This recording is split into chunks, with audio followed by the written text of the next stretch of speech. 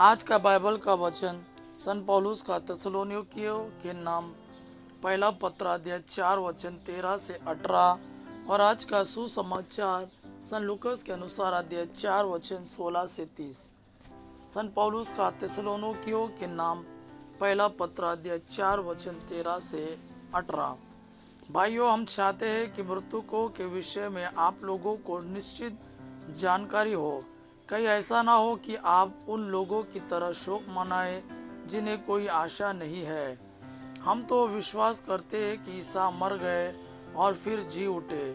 जो ईसा में विश्वास करते हुए मरे, ईश्वर उन्हें उसी तरह ईसा के साथ पुनर्जीवित कर देगा।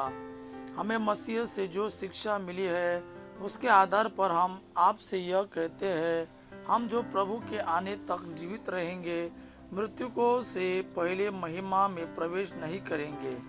क्योंकि जब आदेश दिया जाएगा और महादूत की वाणी तथा ईश्वर की तुरही सुनाई पड़ेगी, तो प्रभु स्वयं स्वर्ग से उतरेंगे। जो मसीह में विश्वास करते हुए मरे वे पहले जी उठेंगे। इसके बाद हम जो उस समय तक जीवित रहेंगे उनके साथ बादलों में आरोहित कर लिए जाएंगे और आकाश में प्रभु से मिलेंगे। इस प्रकार हम सदा प्रभु के साथ रहेंगे। आप इन बातों की चर्चा करते हुए एक दूसरे को सांत्वना दिया करें। आज का सुसमाचार सन लूकास के अनुसार अध्याय 4 वचन 16 से 30। ईसा नाजरत आए जहां उनका पालन पोषण हुआ था। विश्राम के दिन वह अपनी आदत के अनुसार सभागृह गए।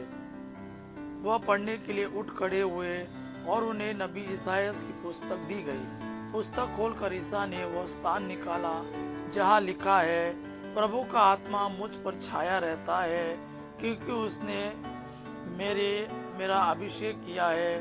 उसने मुझे भेजा है जिससे मैं दरिद्रों को सुसमाचार सुनाऊं, बंदियों को मुक्ति का और अंधों को दृष्टिदान का संदेश दूं, दलितों को स्वतंत्र करूं और प्रभु के अनुग्रह का वर्ष घोषित करूं। ईसा ने पुस्तक बंद कर दी और वह उसे सेवक को देकर बैठ गए। सभागृह के सब लोगों की आंखें उन पर टिकी हुई थी। तब वह उनसे कहने लगे, धर्म ग्रंथ का यह कथन आज तुम लोगों के सामने पूरा हो गया है। सब उनकी प्रशंसा करते रहे। वे उनके मनोहर शब्द सुनकर अचंभे में पड़ जाते और कहते थे, क्या यह यूसुफ का बेटा नहीं है? ईसा ने उनसे कहा, तुम लोग निश्चय ही मुझे यह कहावत सुना दोगे, वैद्य अपना ही इलाज करो। कफरनहूम में जो कुछ हुआ है हमने उसके बारे में सुना है, वह सब अपनी मातृभूमि में भी कर दिखाइए। फिर ईसा ने कहा, मैं तुमसे यह कहता हूँ, अपनी मातृभूमि में नबी का स्वागत नहीं होता। मैं तुम्हें विश्वास दिलाता हूँ कि जब एलियास के दिनों में 3.5 वर्षों तक पानी नहीं बरसा और सारे देश में घोर अकाल पड़ा था, तो उस समय इज़राइल में बहुत सी विधवाएं थीं। फिर भी एलियास उनमें किसी के पास नहीं भेजा गया। वह सीदोन के सारेप्ता की एक विधवा के पास ही भेजा गया था। और नबी एलियास के दिनों में इज़राइल में बहुत से कोढ़ी थे, फिर भी उनमें कोई नहीं बल्कि सीरी नामन ही निरोग किया गया था। यह सुनकर सभागृह के सब लोग बहुत क्रोध हो गए। वे उठ खड़े हुए और उन्होंने ईसा को नगर से बाहर निकाल दिया।